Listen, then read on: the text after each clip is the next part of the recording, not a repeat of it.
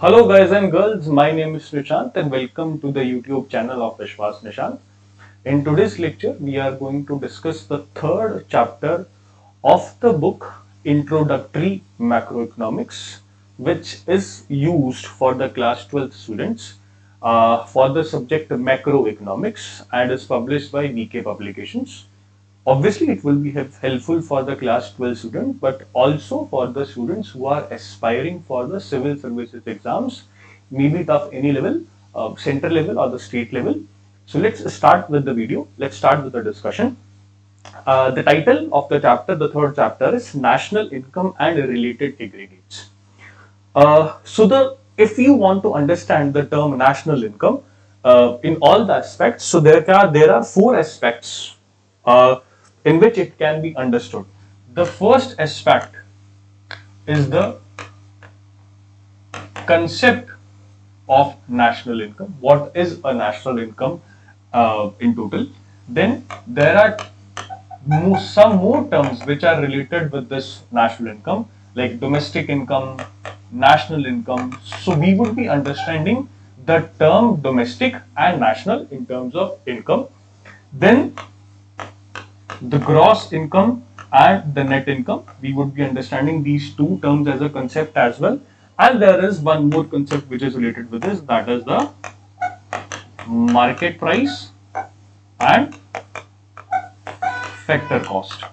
After understanding all these four things, we would be understanding the nominal GDP and the real GDP as well. But before that, we should be knowing what is a GDP actually. So to understand the term GDP, we need to look into all these four things. Let's start. When we come on to the concept, so concept, to understand the concept, we need to look into the definition of the national income. The definition of the national income is something like this. It is the sum total of factor income. Now this is an important term. Sum total of factor income earned by normal residents. So I think there are only two terms which may actually disturb you, except all the things are very easy to understand: sum total and earned by. Factor incomes earned by the normal residents. So let's understand them. Factor income. What is a factor income first of all?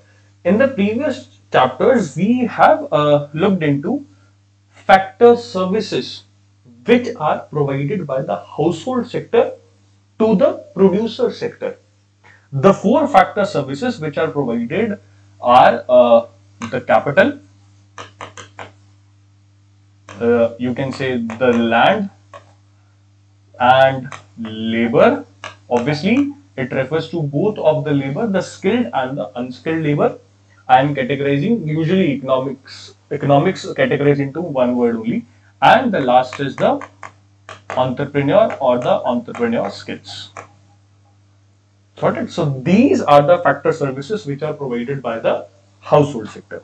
Now, what is the factor income? The remuneration paid in return of these services is what we call it as factor income.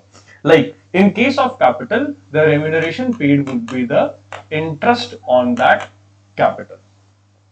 In case of land, the rent would be the factor income. In case of labor, it would be the wages, or you can also write the salaries. In case of entrepreneur, it would be the rest of the part, that is the profit left behind. Now, this is factor income, and this factor income is what we call it as the earned income. Earned income. Sir, why are we discussing it? Because there is something which is known as unearned income as well. Unearned income. This unearned income can also be understood as the transfer payments. Transfer payment. Now these are not the transfer payments. These are the earned income. ये कमाई गई है, वो सिर्फ और सिर्फ transfer की गई है. Like parents usually transfer a good amount of money when their children are residing outside for the higher studies as a pocket money or something. So those payments can be recognized as a transfer payment. Now, when we come to the calculation of or the concept of national income, we only consider the earned income.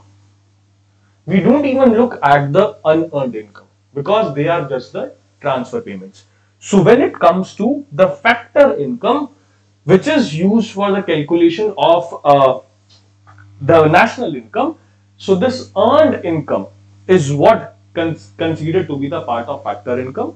This is not the part of factor income. So this was discussed just to differentiate, just for the differentiation. Fine. So we have understood the one term. Coming on to the second term, that is the normal residents. Normal residents, to understand the definition, it can be divided into two parts.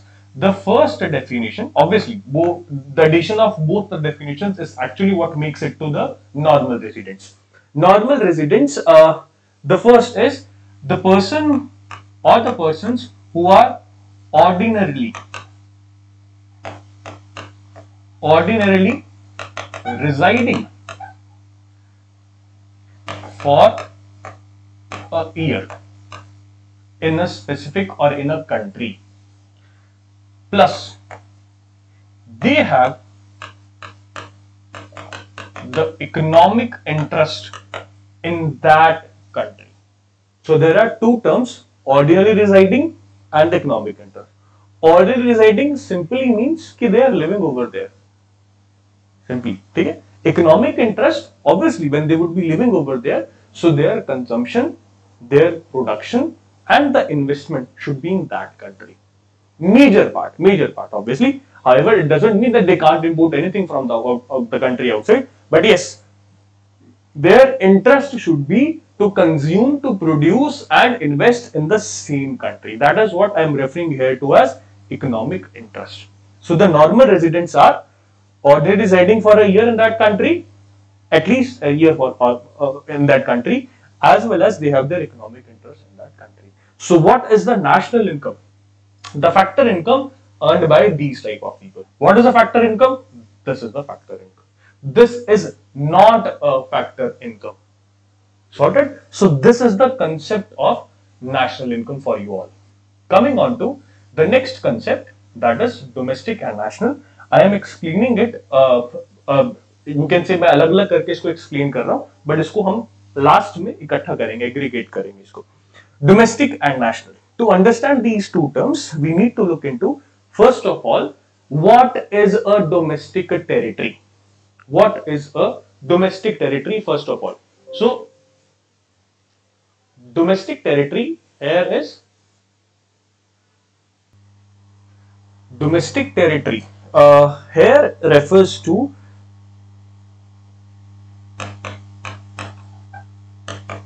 domestic territory. It is, in terms, when we understand domestic territory, we can also refer to it as economic territory. So the definition in case of economics is almost same for both of the terms. This economic territory is such geographical territory where the persons, goods and capital move freely. That territory where these three things, the first is the persons, goods and the capital can move freely. Now, the one thing which may hamper the movement of these things are embassies. You all might be knowing that like in India, if in India there is an embassy of USA, so that land is considered to be the territory of USA. Now, being a territory of USA, obviously our products, capital and our persons cannot move freely. If we take the example vice versa, like if there is an embassy of India in the other countries, so that region of embassy, that land of embassy would be the territory of India, right? In that region, our persons, our capital, our products or the goods can move freely. So domestic territory does not consider the embassy. Fine. So if we want to reach to the formula of domestic territory, what we can write is, it is that political territory, in other words, the political territory minus embassies of other countries in our country plus embassies of our country in other countries is what we call it as domestic territory. Sorted? I hope this simply clears the meaning of domestic territory. Simple है, India का पूरा map जो ये आप देख रहे हो,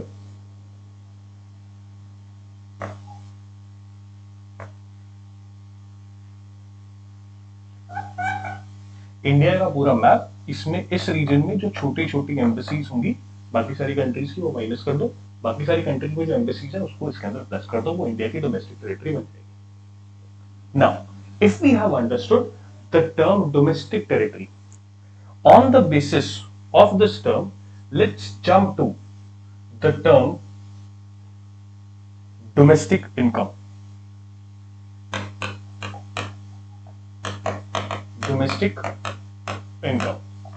Why I took the domestic territory term first earlier, the reason will be known just in a minute. Domestic income is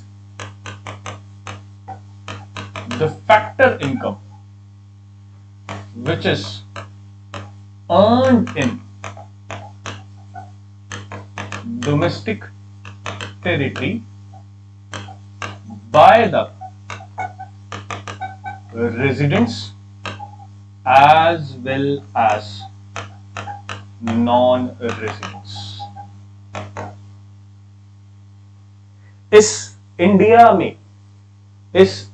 में भी जितने भी रेजिडेंट्स हैं, नॉन रेजिडेंट्स हैं, जितना भी पैसा बन रहा है, वो चाहे यहां पर रहते हैं चाहे नहीं रहते हैं, और उनकी वजह से पैसा बन रहा है, but the point is domestic territory में बन रहा है. That is what we call it as domestic income. Sorted? Please, I am repeating it. Domestic income ज्यादा एम्फेसाइज करता है इस पॉइंट पे, इसीलिए I emphasize on the domestic territory first. Resident हो, नॉन रेजिडेंट हो, इससे कोई फर्क नहीं पड़ता है, कोई फर्क नहीं पड़ता है. आपके इंडिया में जितनी भी इनकम जनरेट हो रही है, कोई भी कर रहा हो, foreigner, non resident includes the foreigners as well, तो कोई भी कर रहा हो, that would be considered as a domestic income. Now along with domestic income, I wrote a term national income. Now, what if I want to convert it into national income? अगर मैं इसको national income में convert करना चाहता हूं, तो मैं इस domestic income के साथ क्या क्या कर सकता हूं? इस domestic income में मेरे को एक चीज ऐड करनी पड़ेगी और एक चीज सब्ट्रैक्ट करनी पड़ेगी. There is nothing to cram, it is all about understanding. What I need to add here, I need to add the factor income. You all are knowing what is factor income now. The factor income which is earned by residents of our country. As we are referring to India, so I'm referring, as we are Indians, so I would be referring to Indians. By the residents of India from the rest of the world. Let's say if I have a factory which is producing any of the goods in US, UK, all of the Europe, let's say, so वो जो सारा पैसा generate हो रहा है वो national income में add हो जाएगा, बट वो डोमेस्टिक इनकम में ऐड नहीं होगा, वो उस कंट्री की डोमेस्टिक इनकम में ऐड हो जाएगा। I have a factory in US, I have a factory in UK, ठीक है, I am a resident of India, fine. Now the factory, the amount, the money, the profit earned by the factory in US will be the part of the domestic income of US, but it will be part of national income of India. मैं कर रहा हूं अगर। Similarly, if a person residing in USA has a factory in India, सो वो factory से जितना पैसा बन रहा है that will be the part of domestic income of India, but when it comes to national income of USA तो ये factory फिर उसमें ऐड होगी। Got it? So that is why factor income earned by residents from the rest of the world. अब इसका उल्टा भी तो करना पड़ेगा, जो यूएस के लोग यहां पर अर्न करने वो माइनस भी तो करना पड़ेगा, तो ही तो नेशनल इनकम पे पहुंचेंगे। Hence factor income earned by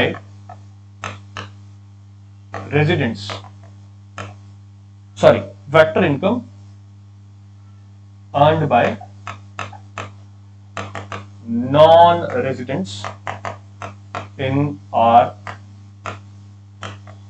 country, ठीक है ना? This is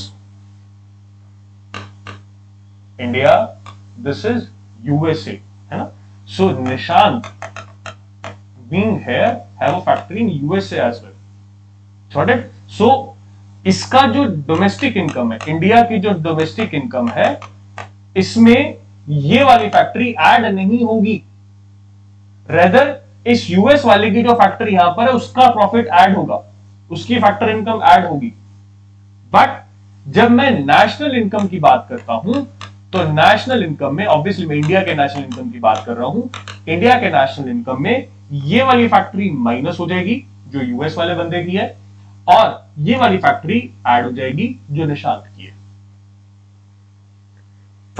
Add factor income earned by residents from the rest of the world, subtract factor income earned by the non-residents in our country. Sorted? Adjustment of these two things. Adjustment of these two things. You can say factor income earned by residents from the rest of the world minus subtracting factor income earned by the non-residents in our country is what we call it as NFIA, net factor income from abroad. Sorted? इन दोनों को जब मैं adjust करता हूं तो that comes out to be net factor income from abroad. So कहने का मतलब है कि डोमेस्टिक इनकम से मेरे को अगर नेशनल इनकम पे जाना है तो मेरे को net factor income from abroad को एडजस्ट करना पड़ेगा, डोमेस्टिक इनकम से अगर नेशनल इनकम पे जाना है। So this is the basic difference. This is the meaning of domestic income as well as national income and the difference. And the difference. Please इस सारी चीज में सिर्फ ये डायग्राम याद रखना आपने, बस और कुछ भी, ठीक है? नेशनल इनकम जो मैं निशांत बाहर से पैसा बना रहा है वो नेशनल इनकम का पार्ट है, लेकिन वही पैसा उस कंट्री की डोमेस्टिक इनकम का पार्ट है। वाइस वर्सा अगर देखूं, बाहर से कोई जॉन है, यूएसए से कोई जॉन है, ठीक है, तो वो जॉन बंदा जो यहां पर पैसा बना रहा है वो इंडिया के डोमेस्टिक इनकम का पार्ट है, ठीक है, लेकिन वो यूएस के नेशनल इनकम का पार्ट है। सॉर्टेड, ठीक है। So this is domestic territory, from which we came to domestic income, from domestic income we came to national income, and now the last thing to be understood in this domestic and national is that domestic income is actually the domestic product. How can you say that? How? Prove it. Now, in case of circulation of laws, जो हमने पिछले chapter में किया था, जो flow chart जो हमने बनाया था कि house hold provides factor services and in return of those factor services the producer sector provides the factor incomes, ठीक है। फिर जो सारा का सारा कुछ प्रोड्यूस करती है प्रोड्यूसर सेक्टर, उसके बदले हाउस होल्ड सेक्टर कुछ पैसा पे करता है, वो सारी की सारी अमाउंट एक ही तो है। जो आपको फैक्टर इनकम की टर्म्स में आ रहा है वही आप एक्सपेंडिचर करोगे सब कुछ खाने में। Sorted. Hence, the income earned as a factor income will actually equal to the amount of product produced. यही तो हमने पिछले चैप्टर में समझा था, ठीक है ना, कि आपको जो फैक्टर इनकम की टर्म्स में आ रहे हैं उतना ही तो आप एक्सपेंडिचर कर रहे हो हाउस होल्ड वाले। आप एक्सपेंडिचर कितना कर रहे हो जितने में एक्चुअली सारा का सारा कुछ प्रोड्यूस हुआ है। हाँ, बट इस केस में we are only considering the two things, the two sectors, that is the household and the producer sector, to understand this thing, ठीक है। तो कहने का मतलब जितनी इनकम आपके घर पे आई है उतने का ही तो माल आप खरीद पाओगे। इसमें एक छोटा सा assumption ये है कि कोई भी स्टॉक पड़ा नहीं है, सबका सब यूज हो गया। तो जितना प्रोड्यूस किया था वो डिमांड के बेसिस पर उतनी इनकम खर्च करी जा रही है, ठीक है। So you can refer to the earlier video, ठीक है, जिसमें मैंने लास्ट में जो चीज समझाई थी। Hence all production is ultimately converted into income only, in factor income only, ठीक है। तो वो फैक्टर इनकम मतलब कि जो रेवेन्यू टोटल आएगा आपका सारा का सारा, वो कहां पर चला जाएगा? वो आपका रेंट में चला जाएगा, वो आपका वेजेस में चला जाएगा, वो आपका इंटरेस्ट में चला जाएगा, वो आपका यू कैन से द लास्ट इज प्रॉफिट में चला जाएगा, ठीक है। तो जितनी इनकम आई, जितना प्रोडक्शन हुआ, वो सारा का सारा पैसा इनकम के तरीके से इन सब में बांट दिया गया। रेवेन्यू कहां से आया? जो प्रोडक्ट सारा का सारा बनाया, वो रेवेन्यू को अल्टीमेटली इस सब में बांट दिया गया। Hence the domestic income is equal to the domestic product. This is the concept of domestic and national product. Coming on to gross and net.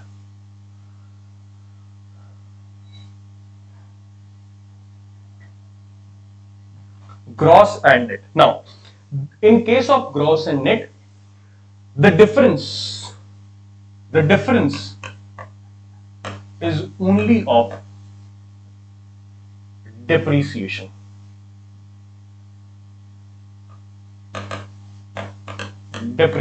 Gross और net में जो difference है, that is only of depreciation. What is depreciation? The consumption of fixed capital. We understood it in the last chapter. You may refer to the last video, those who are new to this video. So depreciation is the consumption of the fixed capital. हमने इसको detail में discuss कर चुके हैं। Now, हमने ये पढ़ा था कि ग्रॉस इन्वेस्टमेंट पढ़ी थी हमने, तो उसी से अगर आप इसको समझने की कोशिश करोगे तो बड़ा easily, gross investment included replacement of the fixed capital which has been consumed as well as addition of the fixed capital. And if we look at only the part of addition of the fixed capital, that refers to the net part or the net investment. So gross और net में basically जो difference है वो depreciation का है। मैं बहुत जल्दी बोल गया हूं क्योंकि मैं पिछले चैप्टर में इसको बार बार बोल रहा हूं, मैं समझा चुका हूं, ठीक है। So gross replacement as well as addition of the fixed capital. Net में रिप्लेसमेंट नहीं देखते हम सिर्फ और सिर्फ एडिशन वाले पार्ट को रेफर करते हैं. So it means the term gross includes depreciation. The term gross includes depreciation. So in order to reach to the term net, we need to subtract the depreciation, the amount of depreciation which has taken place to reach to the net. Vice versa, you can do net plus depreciation is equal to gross. ठीक है, क्योंकि gross replacement वाले part को भी consider करके calculate किया जाता है और एडिशन वाले पार्ट को भी. तो सिर्फ एडिशन वाले पार्ट पे जाना है तो जितने का रिप्लेसमेंट, जितने का नुकसान, जितने का वियर एंड टियर, जितने का एक्सपेक्टेड ऑब्सोलेंस हुआ है उसको माइनस कर दो. ये सारी की सारी टर्म्स अगेन पिछले वाले चैप्टर से जा रही है. ठीक है, सो डोमेस्टिक प्रोडक्ट पे आ गए, ग्रॉस डोमेस्टिक प्रोडक्ट पे भी तो आ गए. अब आप डोमेस्टिक प्रोडक्ट पे आप आ गए. Domestic income is the domestic product. Gross domestic product, इसी को ही हम क्या बोल रहे हैं, जीडीपी बोल रहे हैं. जीडीपी में से डेप्रीसिएशन माइनस करूंगा, एनडीपी पे आ जाऊंगा. एनडीपी में प्लस डेप्रीसिएशन करूंगा, जीडीपी पे आ जाऊंगा. सॉर्टेड. डोमेस्टिक प्रोडक्ट तुम्हें तो बताया what is the domestic product. ये सारा का सारा पैसा अर्न किया हुआ है domestic product. This is the concept of gross and net. Let's move to the last concept which is associated with the national income. However there is one more you can say concept, वो इसके बाद फिर discuss करते हैं. Market price and the factor cost. देखो, इन दोनों terms में there is no such difference. If I think this might be a light colour जो आपको परेशानी करेगा देखने में. इसको लेते हैं. So there is no difference in both of these terms if there are only two sectors and the two sectors are household and producer. Household and producer. सोच के देख एक मिनट के लिए. मार्केट प्राइस, जिस प्राइस पर goods would be sold in the market. Factor cost, जो actually में उसकी प्रोडक्शन कॉस्ट है, जिसमें प्रॉफिट भी है एंटरप्रेन्योर का, वो अपना मार्जिन ऐड कर रहा है. ठीक है, किसी प्रोड्यूसर ने कोई सामान बेचा मार्केट के अंदर, मार्केट प्राइस, बट उसमें कुछ और ऐड ही नहीं हुआ, तो वही तो फैक्टर कॉस्ट है, क्योंकि प्रोड्यूसर ने बेचा है. अपना प्रॉफिट ऐड करके, अपना रेंट का खर्चा निकाल के, अपना इंटरेस्ट का खर्चा निकाल के, अपने वेजेस निकाल के, सेम ही तो है वो. अगर सारा का सारा सामान प्रोड्यूसर से कंज्यूमर के पास जा रहा है, हाउस होल्ड सेक्टर के पास जा रहा है, प्रोड्यूसर से अगर सारा का सारा सामान हाउस होल्ड के पास जा रहा है, so market price and the factor cost is same, क्योंकि इसमें भी वही चीज है और इसमें भी वही चीज है. मार्केट में जने ही दो हैं, एंटिटीज ही दो हैं. ठीक है, but there is a difference when we consider the government sector as well. Sir how? Because the government sector brings into two more things. The first is the tax and the other is the subsidy. Tax is something you all are knowing. Tax is something which is charged or which is levied on a product and which results into the increasing of the amount of that specific product. आप किसी चीज पर जब tax लगाते हो तो वो product के प्राइस को इंक्रीज करता है. इसका उल्टा काम करता है सब्सिडी. सब्सिडी उस प्रोडक्ट के प्राइस को क्या कर देता है? कम कर देता है. 10 रुपए की चीज है, टैक्स लगेगा 12 रुपए की हो जाएगी. 10 रुपए की चीज है, सब्सिडी लगेगी 2 रुपए की, 8 रुपए की मिलेगी आपको.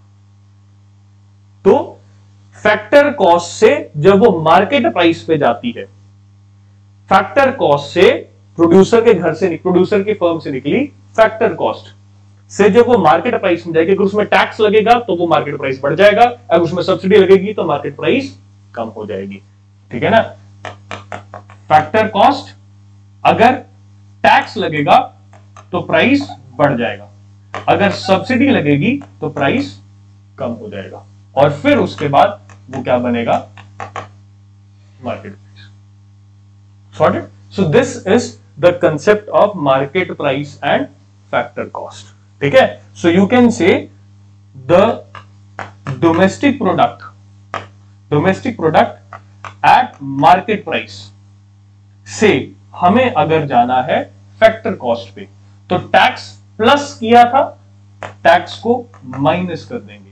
सब्सिडी एक्चुअली में उस वैल्यू को माइनस करती है, तो मार्केट प्राइस पे आए थे, तो इसमें हम प्लस कर देंगे। Hence we will lead to domestic product at factor cost, vice versa हो सकता है, और इन दोनों को एक साथ जो बोलते हैं minus net indirect tax. Why indirect tax? Because on the sale of goods indirect tax ही लगते हैं, ठीक है।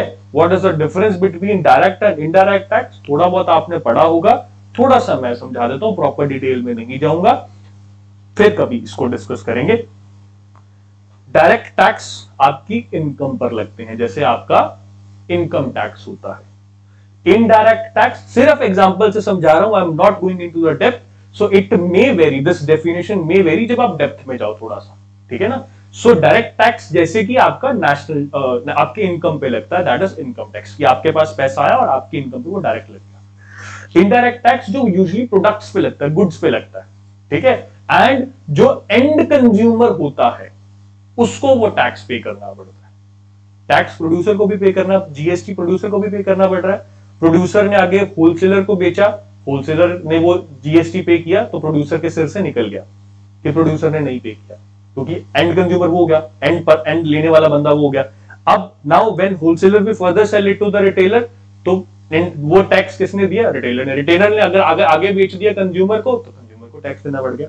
सो consumer is the end person who is actually consuming it, so वो नेट इनडायरेक्ट टैक्स हो गया। So indirect tax can be transferred, direct tax can not be transfer. वो निशांत जो income earn कर रहा है उस पर लगेगा, ठीक है। This is a very basic definition, फिर कभी डिटेल में डिस्कस करेंगे इसको, फिर से बोल रहा हूं। सो this is the concept of market price and factor cost. Now अब ये सब कुछ समझ लिया हमने, सब कुछ ये हमने अप्रॉक्सीमेटली काफी हद तक जीडीपी का पोस्टमार्टम कर दिया, काफी हद तक। थोड़ा छोटी सी एक चीज और बची है इसके अंदर, ठीक है। फिर नेक्स्ट चैप्टर में इसकी कैलकुलेशन बची है। So this is what you call it as GDP. ऐसे कैलकुलेट, ये चीजें मैटर करती हैं, ठीक है। अब आते हैं कौन कौन सी टर्म्स यूज की जाती हैं। So what are the terms, related aggregates, जैसे कि आपके पास जो पहली टर्म होती है वो है GDP at MP and NDP at MP. What is the difference between GDP and NDP? The difference is of gross and net. Gross और net पे जाने के लिए depreciation का यूज होता है, ठीक है। सो इन दोनों के बीच में जो डिफरेंस है that is of depreciation. On the other hand, when I talk about GNP at MP and NNP at MP, हालांकि इन दोनों के बीच में जो डिफरेंस है that is of cross and net, again depreciation का डिफरेंस। लेकिन जीडीपी से जीएनपी या एनडीपी से एनएनपी का डिफरेंस है डोमेस्टिक एंड नेशनल का। सो इनमें जो डिफरेंस है दैट इज एनएफआईए। मैं नहीं बोल रहा हूं, आप ही पढ़कर आए हो। डोमेस्टिक से नेशनल का डिफरेंस क्या है, एनएफआईए। सॉर्टेड। यहां पर जो डिफरेंस है वो डेप्रीसिएशन का है, यहां पर जो डिफरेंस है वो नेट इनडायरेक्ट टैक्स के। सो तीन ही तो चीजें हैं, तीन तो चीजें, और इस टर्म में कोई डिफरेंस ही नहीं है। नेक्स्ट, अगर मेरे को जाना है जीडीपी एट एफसी और एनडीपी एट एफसी, पहले इसको इसके साथ कंपेयर कर ले। MP FC, market price factor cost, net indirect tax को प्लस या माइनस करना पड़ेगा, मतलब टैक्स और सब्सिडी को कंसीडर करना हमने। और इन दोनों में आपस में तो डेप्रिसिएशन का फर्क है, ये हमने पहले समझ लिया। यहां से यहां आना है तो अगेन यहां से यहां आ जाओ या कैसे भी आ जाओ कोई फर्क नहीं पड़ता, बट स्पेसिफिकली यहां से यहां आना है तो I can see the two differences, the one is the national and the other is domestic. So you have to consider NFIA, net factor income from abroad. Plus the other thing which should be considered is, as there are two differences, that is market price and factor cost, और उसके लिए आपको देखना पड़ेगा net indirect tax. Sorted. Next is GNP at FC and NNP at FC. इसी को आप national income कहते हो. जो national income overall जो term use की जाती है, economists जो use करते हैं newspaper में जो term use की जाती है, NNP at FC. अब तो जब इन तीनों को डिस्कस करें तो सिंपल ही है, कहां से कहां जाना है बताओ. लेट्स से यहां से यहां जाना है तो हम डोमेस्टिक और नेशनल का फर्क है, एमपी और एफसी का फर्क है, आपस में इनका डेप्रिसिएशन का फर्क है, इतना नहीं फर्क. सॉर्टेड. सो इनमें से अगर आपने किसी एक से दूसरे पे जाना है सो ज्यादा से ज्यादा दो डिफरेंसेस होंगे, एक एमपी और एफसी का और एक नेशनल और डोमेस्टिक का. ठीक है, वो क्यों होगा, कैसे होगा, वी हैव ऑलरेडी अंडरस्टूड इस केस में. Sorted. So this is what we call as all other aggregated relations with the national income. Sorted. इसके अलावा कोई टर्म नहीं है ये जीडीपी जीडीपी से जो आपने आज तक सुना है. Sorted. Now let's move to another concept, that is of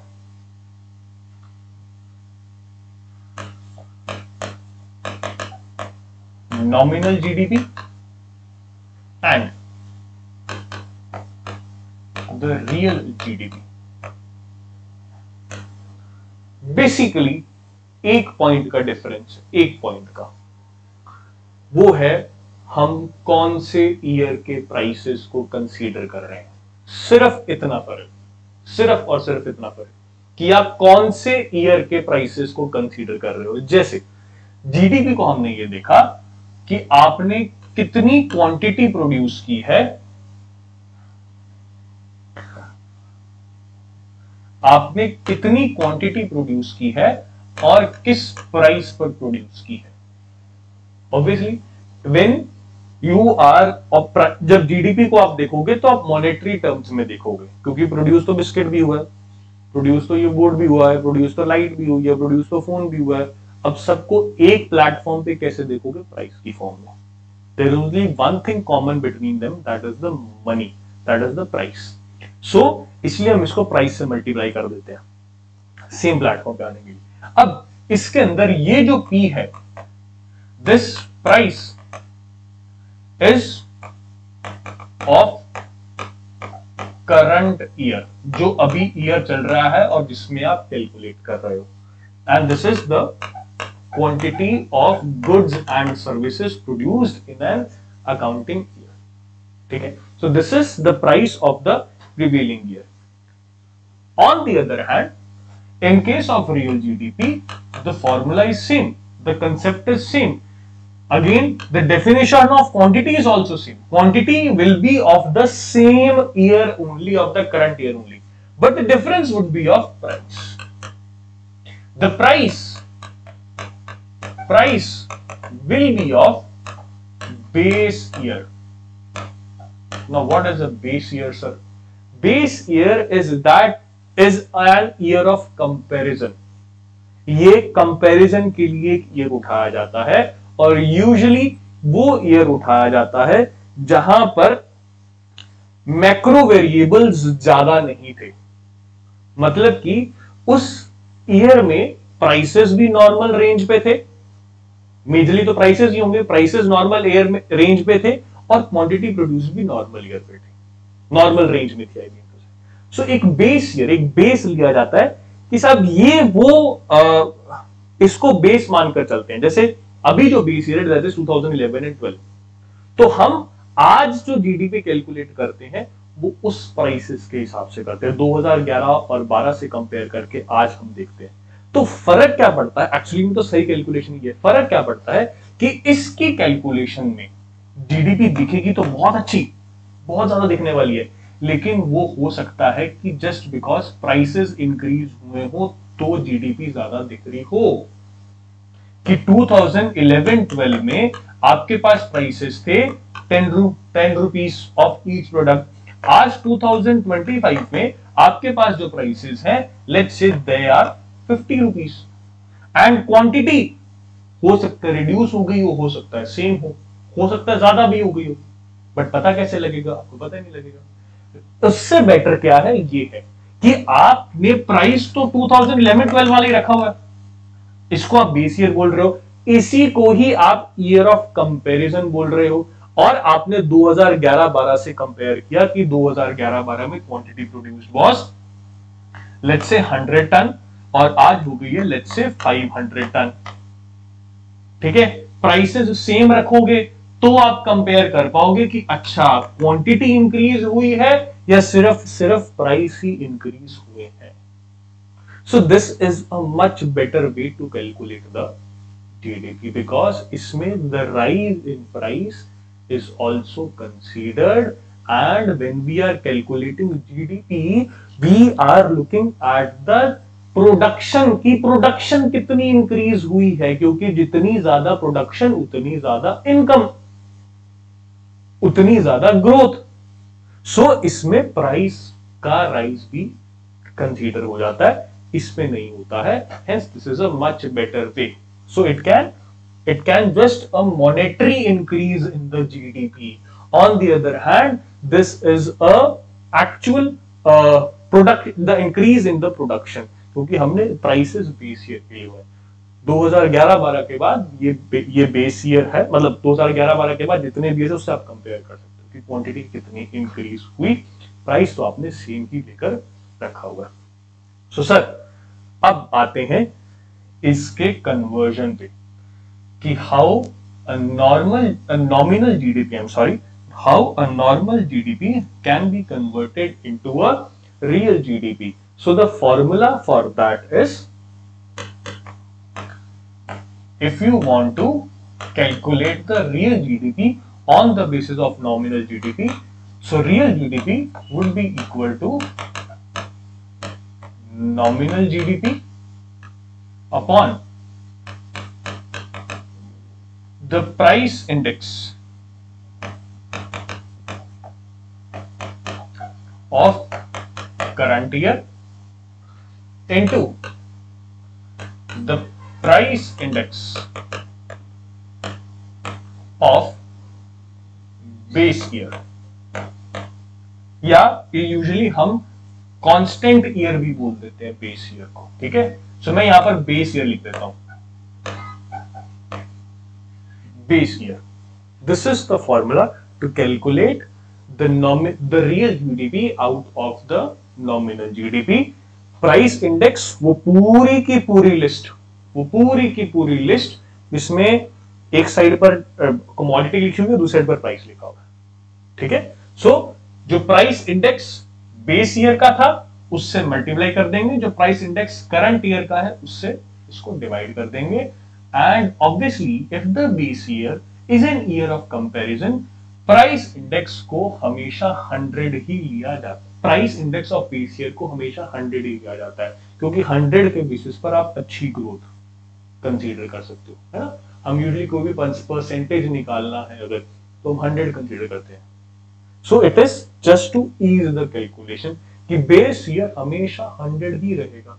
आप किसी को भी बेस ईयर मान लो, हाँ उसके लिए काफी सारे पैरामीटर्स होते हैं, बट आप उसको हमेशा 100 ही लोगे कि भाई साहब ये 100 लेवल है, अब देखो इसके ऊपर कितना हुआ।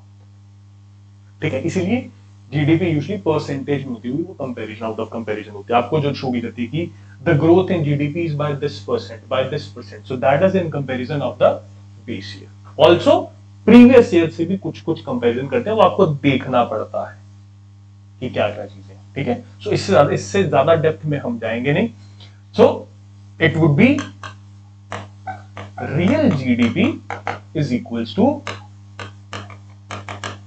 Nominal GDP upon price index of current year into 100, just for it as it is for comparison, इसलिए 100 लिया है और कोई रीजन नहीं है।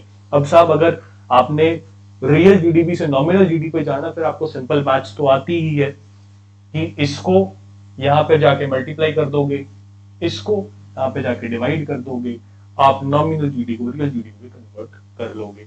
क्यों ऐसे दो दो फॉर्मूलाज याद कर रहे हो? जो डिवीजन में है वो मल्टीप्लिकेशन में हो जाएगा, जो मल्टीप्लिकेशन में है वो डिवीजन में आ जाएगा, इधर नॉमिनल जीडीपी बच गया, आपका नया फॉर्मूला बन गया। Students are cramming.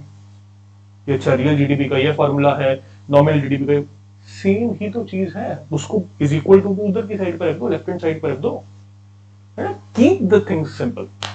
Now the next thing which is to be understood is the GDP deflator। पहले इसको देख लें कि हमने किया क्या है यहाँ पे। Nominal GDP and the real GDP, है ना। Next is GDP deflator.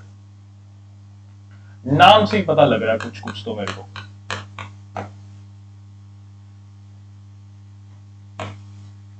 Deflator, deflator सुनना, पहले समझते हैं और फिर इसको टर्म से कनेक्ट करते हैं। So what is the objective of this GDP deflator? The objective is to actually show the change in GDP due to the change in price level. To show the change in GDP due to change in price level. Sir होगी तो actually difference है real GDP और nominal GDP में। Yes, but इस case में आपके पास जो answer आएगा वो परसेंटेज में आएगा। देखना कैसे। Now the formula is GDP at current prices, in other words you can से the nominal GDP upon the GDP eight constant prices, that is the real GDP into 100 to actually create the difference in percentage, ताकि price rise जो आया है वो percentage में help क्या करेगा कि 2025 की जीडीपी, ठीक है, 2025 की नॉमिनल जीडीपी और 2025 की रियल जीडीपी को जब आप कंपेयर करो तो आप एक्चुअली देखोगे कि कितना प्राइस का राइज आया है। ठीक है, प्राइस का राइज कितना है वो एक्चुअली में बताता है डिफ्लेटर। इन्फ्लेशन जो जीडीपी को डिफ्लेट करना, उसकी हवा निकालने वाला है ना, तो जो इन्फ्लेशन आया था वो एक्चुअली कितना था, वो प्राइस का लेवल का राइज कितना था, that is what is told by the GDP deflator.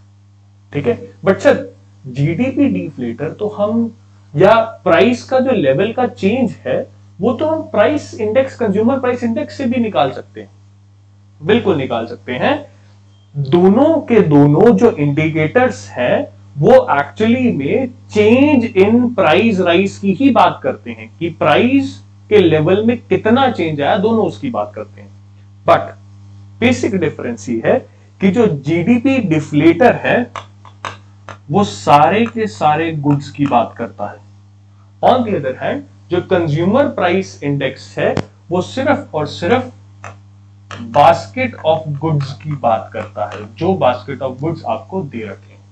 The second point of difference is, ये जीडीपी जो डिफ्लेटर है वो बात करता है वो सारे प्रोडक्ट्स की जो डोमेस्टिक टेरिटरी में प्रोड्यूस किए गए हैं। ठीक है, on the other hand, मतलब it takes into consider only the goods which are produced in domestic territory. On the other hand, जब मैं सीपीआई की बात करता हूं सो उस केस में ये कंसीडर करता है domestic territory, the goods produce in domestic territory plus the rest of the world. ठीक है, what is a CPI? We will be looking later into it. ठीक है, कंज्यूमर प्राइस का इंडेक्स होता है प्रॉपर, जो कंज्यूमर ने जिस प्राइस पर जो सारा का सारा सामान खरीदा होता है उसका इंडेक्स होता है। ठीक है, तो वो भी आप कंपेयर कर सकते हो, पिछले साल का सीपीआई, उसके अगले साल का सीपीआई, उसके अगले साल का सीपीआई, उसके अगले साल का सीपीआई। बट फर्क क्या है, ये सिर्फ कुछ स्पेसिफिक बास्केट ऑफ गुड्स की बात करता है, उसमें वेटेज भी होती है अपनी अपनी, और बाकी सारे गुड्स की भी बात करता है जो रेस्ट ऑफ द वर्ल्ड से। ये सिर्फ और सिर्फ सारे गुड्स की बात करता है, और डोमेस्टिक टेरिटरी वालों की सिर्फ बात करता है। ठीक है, सो डीफ्लेटर जो इन्फ्लेशन को निकाल कर एक्चुअली जो जीडीपी है वो कितना है, इन्फ्लेशन ने कितना यू कैन से हेल्प किया है जीडीपी को राइज करने में। So that is why we are dividing the GDP at current prices upon GDP upon constant prices into 100 is for to calculate the term in percentage, कि इतने percent से price level rise किया है इन दोनों GDP में। ठीक है, so that is to understand the change in the GDP due to the change in prices. So price के कारण GDP में कितना चेंज आया वो हेल्प करता है GDP deflator. Now the last point which is quite you can say theoretical, that is the GDP and the welfare. Fine. How the GDP and welfare are connected. The more the GDP, the more will be the production of goods and services, the more will be the flow of the goods and services, and the more will be the availability of goods and services per person. ज़्यादा GDP, ज़्यादा output of goods and services, ज़्यादा output मतलब ज़्यादा flow of goods and services, और अगर market में ज़्यादा goods and services flow कर रहे हैं तो पर पर्सन उसकी अवेलेबिलिटी ज्यादा हो जाएगी। आप पूरे नेशन में 10 लोगों 20 प्रोडक्ट प्रोड्यूस हुए, the availability of product is 2 per person, 2 products per person. On the other hand 5 product ही प्रोड्यूस हुए, so the availability is half product per person. ठीक है, अब जब अवेलेबिलिटी ज्यादा होगी तो वेलफेयर तो अपने आप ज्यादा हो गया। Got it? So this is a positive connection between GDP and welfare. On the other hand, there are some limitations as well in case of welfare and GDP. The first limitation is कि GDP refers to the national income, जो सारे के सारे लोगों ने पैसा कमाया। But ऐसा भी तो हो सकता है कि कुछ लोगों ने पैसा ज्यादा कमाया, कुछ ने कम कमाया। So the first problem is unequal distribution of income. उसमें वेलफेयर तो हुआ ही नहीं। The second point is the composition of GDP. अब जीडीपी तो भी राइज करेगी अगर डिफेंस गुड्स ज्यादा प्रोड्यूस हुए हैं तो, बट क्या उसमें लोगों का वेलफेयर हो रहा है? बिल्कुल भी नहीं। मेरे को डिफेंस गुड्स से क्या लेना, आपको डिफेंस गुड्स से क्या लेना? ठीक है, सो इस तरीके से वो लिमिटेशन है। The third point of limitation is non monetary exchanges. जैसे कि कभी कभी छोटे छोटे गांव में आज भी थोड़ा बहुत इसी पर बार्टर सिस्टम चल रहा है कि they are usually paid in kind rather in cash. ठीक है, सो उनको कभी कभी काइंड में, किसी ऑब्जेक्ट में, किसी टेंजिबल चीज में पेमेंट कर दी जाती है रेदर देन मॉनेटरी पेमेंट। सो वो कंसीडर नहीं हो पाती, सो वो वेलफेयर का पार्ट नहीं बन पाता। And the fourth point is, इसको सिर्फ सुनना है, पढ़ा बुक से लेना। The fourth is externalities. Now there are 2 types of externalities. The one is the positive and the other is the negative. Positive जैसे कि अगर मान लो मैंने गार्डन बना रखा है और मेरा नेबर है उस गार्डन में घूम सकता है, सो पैसा तो मैंने लगाया, जीडीपी तो मैंने क्रिएट की इस गार्डन को बनाने में, लेकिन वेलफेयर में हेल्प कर रहा है वो मेरे नेबर के भी। That is a positive externality कि उसने पैसा भी नहीं लगाया लेकिन फिर भी वेलफेयर ज्यादा हो गया, सोशल वेलफेयर ज्यादा हो गया। On the other hand negative externality is कि the pollution created by the factories. ठीक है, मैं तो प्रोड्यूस नहीं कर रहा हूं बट फिर भी उस पोल्यूशन से मेरा सोशल वेलफेयर क्या हो रहा है? कम हो रहा है। That is externalities. Fine, so this is how the GDP and welfare is related with each other. Got it? So that is your GDP deflator, your nominal GDP and real GDP.